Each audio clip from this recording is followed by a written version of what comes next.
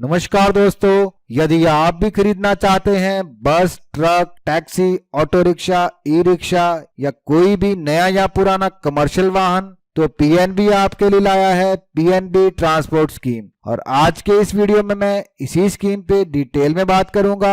आप ये वीडियो अंत तक देखें ताकि आपको यह लोन लेने में किसी तरह की कोई दिक्कत ना आए। मैं हूं आपका दोस्त रोहित, स्वागत करता हूं आप सबका टेकी पंडित में। आइए स्टार्ट करते हैं आज का वीडियो।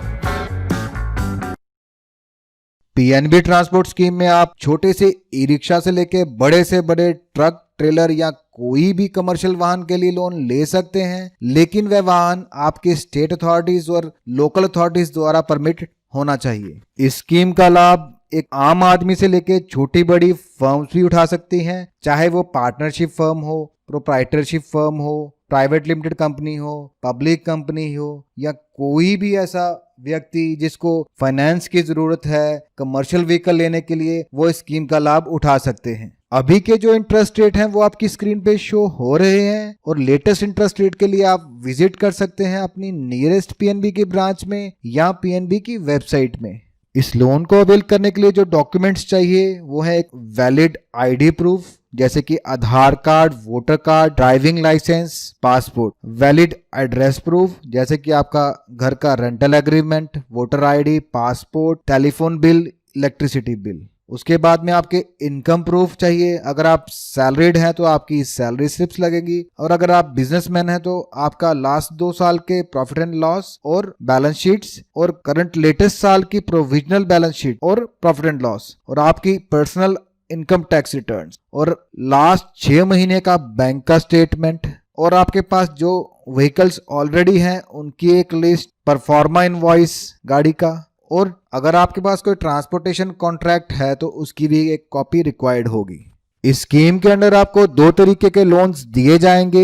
एक तो टर्म लोन होगा जो गाड़ी को परचेज करने के लिए होगा, और दूसरा आपको ओडी लिमिट दिया जाएगा जिससे आप गाड़ी के रिलेटेड छोटे मोटे खर्चे आप निपटाएंगे। गाड़ी खरीदने के लिए आपको अधिकतम 5 करोड़ रुपए तक का लोन दिया जाएगा, और अगर आप पुरानी गाड़ी ले रहे हैं तो उसकी कीमत कम से कम 5 लाख होनी चाहिए। अगर उसकी कीमत 5 लाख से कम है तो बैंक उसको फाइनेंस नहीं करेगा। ओडी लिमिट जो है वो प्रति वाहन जो आपको 50,000 रुपए दिए जाएंगे, और किसी भी बोरोवर को वो 10 लाख से ज्यादा नहीं दी जाएगी, चाहे वो कितने भी व्हीकल खरीदे। मैक्सिमम लिमिट जो 10 लाख रखी गई है ओडी की। मार्जिन वह राशि होती है जो कि लोन धारक को खुद से देनी पड़ती है अपनी गाड़ी को खरीदने के लिए, और नई गाड़ी के केस में ये 15% रखी गई है ऑन रोड प्राइस के। और on road price showroom price, registration price और इंश्योरेंस प्राइस को मिला के बनता है।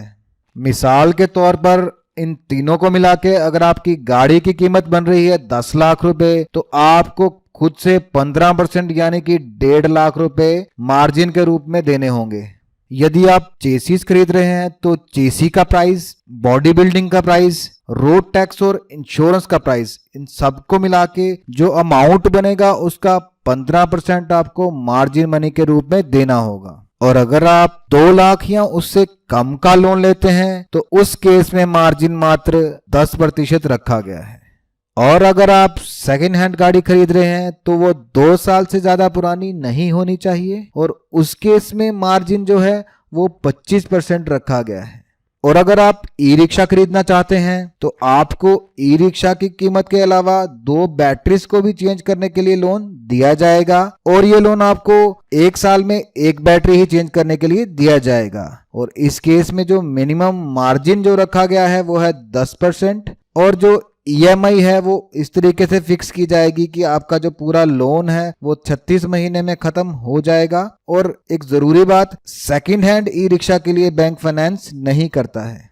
आइए बात करते हैं लोन रीपेमेंट की। तो अगर आपका लोन 2 लाख रुपए तक का है तो आपको 36 EMIs यानी कि 3 साल में ये लोन खत्म करना होगा, और अगर आपका लोन 2 लाख से ज्यादा है तो आपको 5 साल यानी कि 60 EMIs में ये लोन खत्म करना होगा। अगर आप सेकंड हैंड गाड़ी ले रहे हैं तो आपको गाड़ी की पहली रजिस्ट्रेशन से 60 महीने का टाइम दिया जाएगा लोन चुकाने के लिए। मिसाल के तौर पर अगर आप कोई गाड़ी आज मई 2020 में खरीद रहे हैं और उसका रजिस्ट्रेशन जो हुआ है वो मई 2019 में हुआ है, तो उसकी 1 साल की एज जो होगी वो 60 महीने में से आप माइनस करेंगे, पीछे बचेंगे 48 मंथ्स। तो 48 मंथ्स में आपको वो लोन खत्म करना होगा। मोराटोरियम पीरियड वह पीरियड होता है जिसमें लोन लेने वाले को EMI से छूट दी जाती है, और इस स्कीम में 3 महीने का मोराटोरियम रखा गया है सिर्फ उनके लिए जिनकी गाड़ी में बॉडी बिल्डिंग की रिक्वायरमेंट होती है। इस लोन की सिक्योरिटी के लिए आपकी गाड़ी की हाइपोथिकेशन होती है बैंक के नाम से, यानी कि एक तरह स्टैंप लगता है आपके RC सर्टिफिकेट पे, और इनडायरेक्टली बैंक ही इस गाड़ी का मालिक रहता है जब तक कि आप लोन चुकता ना कर दें। इस लोन के लिए किसी भी थर्ड पार्टी गारंटी की जरूरत नहीं पड़ती है क्योंकि ये लोन फॉल करता है MSME के अंडर, और MSME में 2 करोड़ तक किसी भी लोन के लिए किसी थर्ड पार्टी गारंटी की जरूरत नहीं है, और इस पे CGT-MSE कवर एप्लीकेबल है, यानी कि आपको गारंटी की एवज में कुछ गारंटी फीस चार्ज करेंगे और आपकी गारंटी इनडायरेक्टली गवर्नमेंट ही देगी, और आपको गारंटर्स अरेंज करने के झंझट से छुटकारा मिल जाएगा। दोस्तों, मैं आशा करता हूं कि मेरे द्वारा दी गई जानकारी आपके कुछ काम आ सकेगी, और अगर आपको मेरा वीडियो पसंद आया है तो प्लीज मेरे वीडियो को लाइक करें और चैनल को सब्सक्राइब करें। वीडियो देखने के लिए बहुत बहुत धन्यवाद।